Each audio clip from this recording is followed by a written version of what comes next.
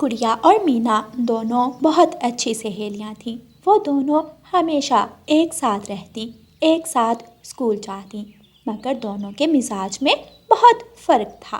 मीना, हमें पहले घर जाना चाहिए, बाद में अगर कहीं जाना हुआ तो अपनी मम्मा से पूछकर चली जाना। गुड़िया, मेरी मम्मा मुझे झरने पर जाने की इजाज़त नहीं देंगी। प्लीज़ चलो ना, तुम मेरी अच्छी दोस्त हो ना, आ जाओ मेरे साथ। गुड़िया मीना की बात मान लेती है। गुड़िया और मीना झरने की तरफ चली जाती हैं। वो दोनों झरने पर पहुंच जाती हैं। गुड़िया देखो, ये फूल मेरे माथे पर कितना सुंदर लग रहा है। हाँ मीना, बहुत सुंदर लग रहा है। मैं तो हूँ ही सुंदर, मैं तो हमेशा सुंदर दिखती हूँ। वैसे भी लड़की पक्षियों को खूबसूरत नज़र आना चाहिए। कोई भी लड़का पक्षी देखे तो फिदा हो जाए। मीना, पागल हो गई हो तुम? कितनी अजीब बातें करती हो। लड़कियां पक्षी सादगी में ही अच्छी लगती हैं, ऐसे मेरी मम्मा कहती हैं। और हमें लड़के पक्षियों से दूर ही रहना चाहिए। कहाँ रह गया, आया नहीं अभी तक। मीना मन ही मन सोचती है। मीना चलो अब घर चलते हैं। बस थोड़ी देर और रुक जाओ, फिर चलते हैं। मीना, मैं जा रही हूँ, तुम बाद में आ जाना।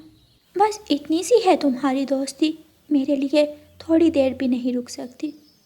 आज तुम्हें किसी से मिलवाऊंगी, बस वो आता ही होगा। कौन? राजू, वो मेरा दोस्त है।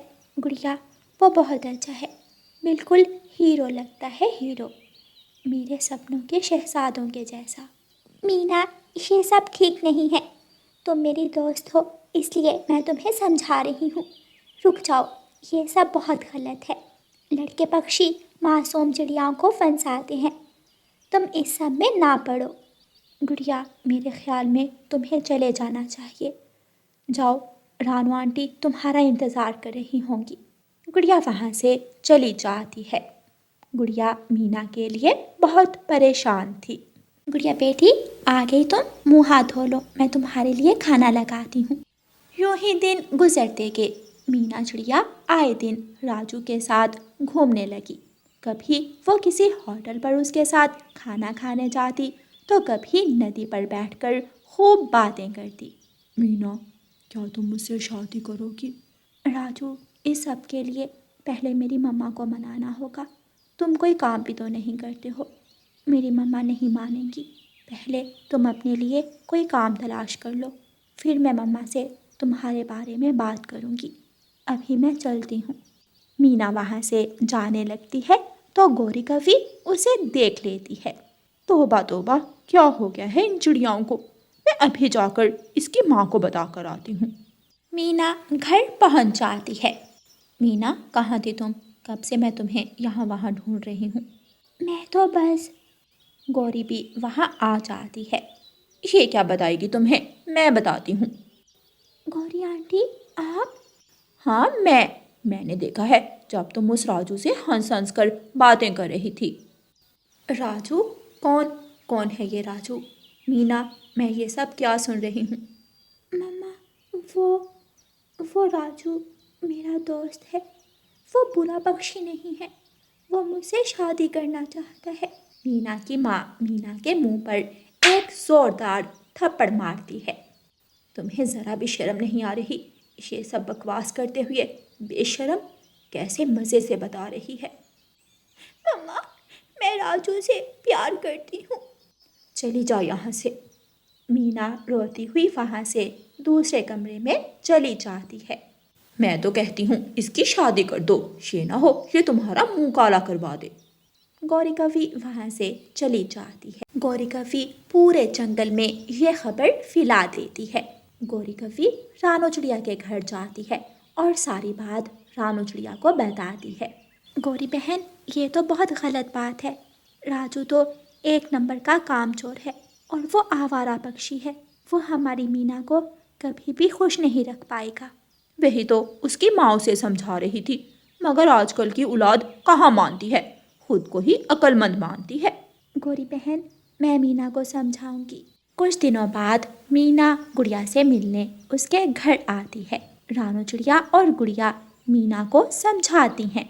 रानो आंटी, राजू गरीब है लेकिन दिल का बुरा नहीं है, मैं उसके साथ रह लूंगी, वो मुझसे प्यार करता है और मैं भी। मीना बेटी, तुम मेरी गुड़िया जैसी हो, मैं तो तुम्हें यही कहूँगी, वो चिड़ा अच्छा नहीं है, अपनी जिंदगी बर्बाद मत करो। सब मिलकर मीना को समझाते हैं मगर मीना किसी की नहीं मानती। आखिर मीना की माँ मजबूर होकर मीना की शादी राजू से करवा देती है।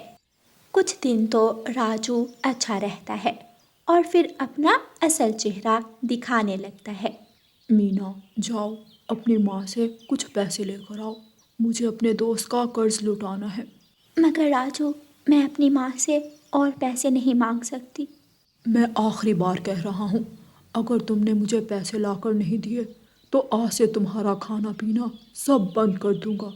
राजू, तुम तो मुझसे प्यार करते थे ना, ये सब क्या है? तुम मेरे साथ ऐसा क्यों कर रहे हो? थक चुका हूँ मैं, अब मुझसे ये नाटक नहीं होता। जाओ और जाकर पैसे लेकर आओ। मीना राजू का बदला हुआ बर्ताव देखकर हैरान रह जाती है। वो अब समझ चुकी थी कि सब पक्षी सच्चे थे और उसकी आंखों से अब प्यार की पट्टी उतर चुकी थी। मीना घर से बाहर आती है और एक जगह बैठकर रोने लगती है। ये मैंने क्या कर दिया? मैंने अपनी जिंदगी बर्बाद कर ली। सबने मुझे रोका, सबने समझाया, मगर मैंने किसी की नहीं मानी। राजू, तुम मेरे साथ ऐसा कैसे कर सकते हो? शायद मुझ जैसी लड़कियां पक्षी इसी लायक होती हैं, इसी लायक होती हैं। अब मीना के पास पछताने के सिवा कुछ ना बचा था। अब वो वापस भी नहीं जा सकती थी क्योंकि ये फैसला उसका अपना था। प्यारे दोस्तों, इस कहानी को लाइक, अपने दोस्तों के साथ शेयर और चैनल को सब्सक्राइब करना बिल्कुल मत भूलना। आपका धन्यवाद। रानो चिड़िया की ऐसी कहानियाँ सुनने के लिए YouTube सर्च बार में रानो चिड़िया की कहानी लिखें या फिर ये बटन दबाकर बोलकर कहें रानो चिड़िया की कहानी। सर्दियों का मौसम शुरू हो चुका था। हर तरफ बर्फबारी थी, ठंडी हवाएं चलने लगी थी। जंगल के सभी पक्षियों ने ठंड के दिनों के लिए अपना अपना भोजन जमा कर लिया था। गुड़िया और कुकू खिड़की के पास बैठकर ऊपर से गिरती हुई बर्फ को देख रहे थे। गुड़िया, कुकू, खिड़की बंद कर दो, बहुत ठंडी हवा है बाहर, आप बीमार पड़ जाओगे। अम्मा, बाहर का नज़ारा कितना सुंदर लग रहा है। मम्मा, बस थोड़ी देर देखने देना। कहा ना, कब से तुम दोनों खिड़की में बैठे हुए हो, बीमार पड़ जाओगे। खिड़की बंद कर दो।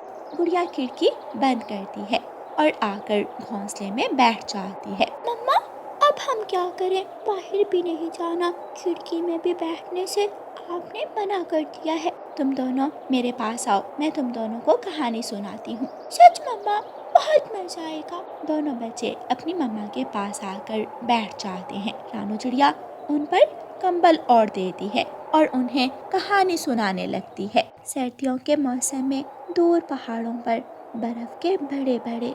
अगर वो इधर आई तो मैं यहाँ नहीं रहूंगी। मेरी माँ का मेरे सिवा इस दुनिया में कोई नहीं है। वो बूढ़ी जान अकेली उस जंगल में कैसे रह सकती हैं? गोरी, इस बार तुम्हें मेरी बात माननी पड़ेगी। मैं जा रहा हूँ माँ जी को लेने, उनके लिए कुछ अच्छा सा बना लेना। इतना कहकर कालू कौवा वहाँ से चला जाता है। गोरी कौवी बुड़बुड़ाने लगती है, आ जाए जरा, ये भी टिकने नहीं दूंगी मैं उसे। गोरी कौवी गुस्से में चावल बनाने लगती है। मम्मा, मम्मा, क्या आप दादू के लिए खीर बना रही हैं? हाँ, नीम के पत्ते डालकर बना रही हूँ खीर। खानी है तुमने? मम्मा, दादू इतनी अच्छी तो है, आप उनसे इतनी नफरत क्यों करती हैं? रुक जरा, तुझे तो मैं बताती हूँ। जग्गू वहाँ से भाग जाता है। आया बड़ा दादी का चमचा। चले माँ जी मेरे साथ, मैं आपको लेने आया हूँ। कालू बेटा, तुम्हारी पत्नी गुस्सा होगी, तुम मुझे यहीं रहने दो। क्यों गुस्सा होगी वो?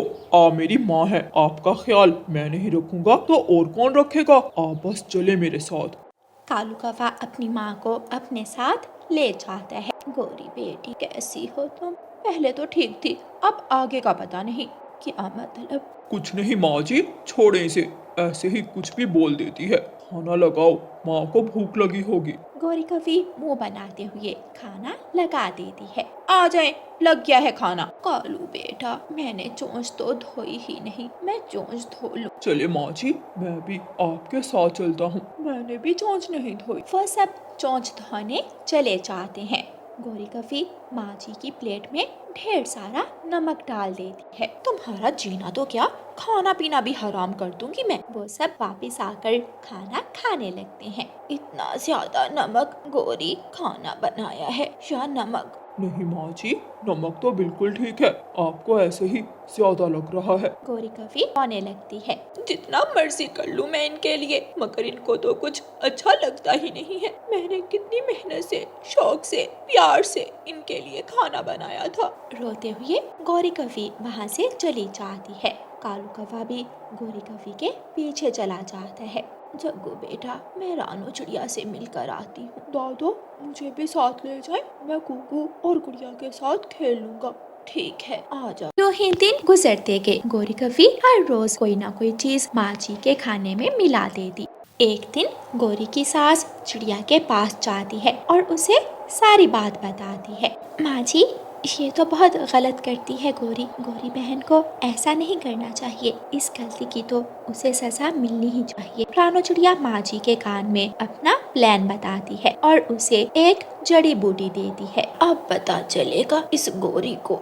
अगले दिन जब वो सब खाना खाने लगते हैं तो कालू की माँ कहती है, कालू बेटा, जग्गू, तुम दोनों ने आज चोंच नहीं धोनी, जाओ और जाकर चोंच धो कर आओ। कालू कौवा और जग्गू चोंच धोने चले जाते हैं। गौरी बेटी, मुझे याद ही नहीं रहा तुम्हें बताना, रानू चिड़िया ने आज खीर बनाई है, कह रही थी ले जाना। क्या तुम जाकर ले आओगी खीर? हाँ हाँ माँ जी, मैं अभी जाती हूँ। गौरी कवि वहाँ से चली जाती है। बूढ़ी कवि माँ गौरी के खाने में वो जड़ी बूटी मिला देती है।